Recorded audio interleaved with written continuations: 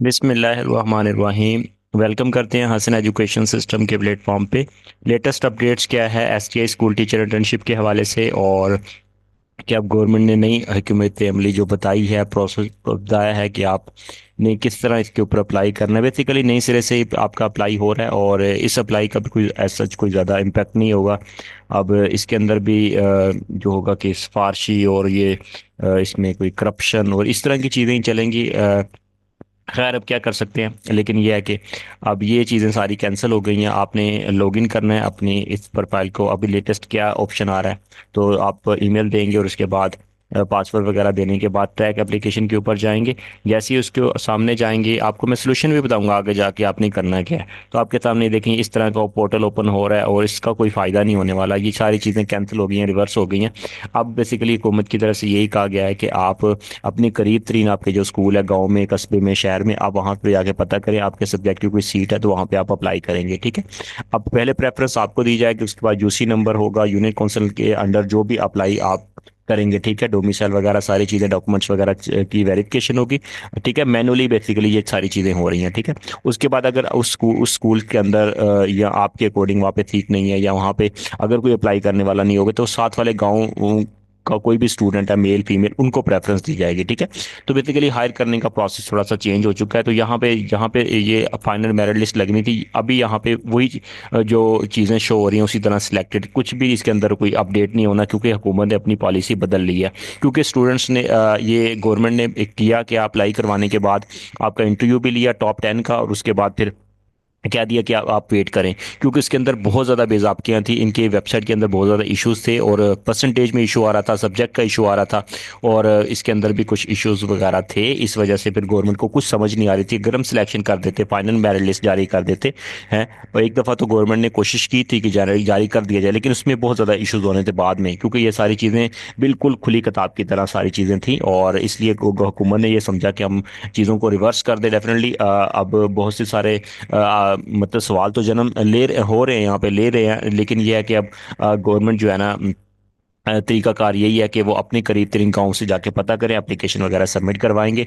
और इस तरह बेसिकली सिलेक्शन होगी। अब ये ऑनलाइन सारा सीजन पोर्टल वगैरह जो टॉप 10 पे थे, या डॉन पे थे, या आप पे थे, कुछ भी नहीं होने वाला। ये सारी चीज़ें रिवर्स हो चुकी हैं, और मैंने आप लोगों को सोल्यूशन मैं आपको यही दूंगा। आप लोगों को मैंने पहले भी वीडियोस बनाई थी, वीडियो इसी प्लेटफॉर्म के ऊपर रिकॉर्ड के ऊपर है। मैंने कहा था कि हुकूमत जो है ना आपके साथ सिर्फ ड्रामेबाजी है, टाइम वेस्ट हो रहा है। हुकूमत के पास कोई बेहतर हिकमत अमली नहीं है, जामे हिकमत अमली नहीं बना रही है। हुकूमत को चाहिए कि एक जामे हिकमत अमली बनाए, और ताकि इसके ऊपर अप्लाई करने वाले की किसी की हक तलफी ना हो। तो इसका तरीकाकार मैं आपको ये बताऊंगा। इसके ऊपर अप्लाई करने का कोई फायदा नहीं है, कोई आपका फ्यूचर नहीं है। तो आप सिंपल, आप पीपीएससी में बहुत सारी जॉब्स आ रही हैं, वन पेपर की तैयारी करें। एपीएससी में जॉब्स आ रही हैं, या अगर जॉब्स आपके सब्जेक्ट के अकॉर्डिंग नहीं है, आपके एज के अकॉर्डिंग नहीं है, ताकि आपकी एज सेव हो जाए, आप एटलीस्ट इसकी तैयारी करें। पीपीएससी, एफपीएससी, या आप किसी भी सूबे से तल्लक रखते हैं, तो आप परमानेंट जॉब्स की तरफ जाएं। इन इंटर्नशिप बेस्ड जॉब्स का कोई फ्यूचर नहीं होता। हाँ, यह है कि कुछ अरसे के लिए रिलीफ जरूर मिल जाता है, लेकिन अगर जामे हिकमत अमली बनाई जाए, उसमें आपको कुछ नजर आ रहा हो, अदरवाइज कोई फायदा नहीं है। आप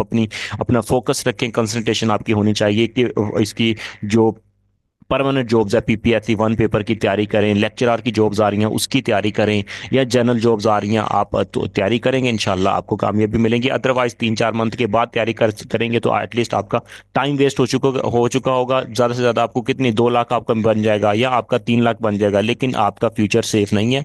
इसकी तरफ ना आए, आप कोशिश करें।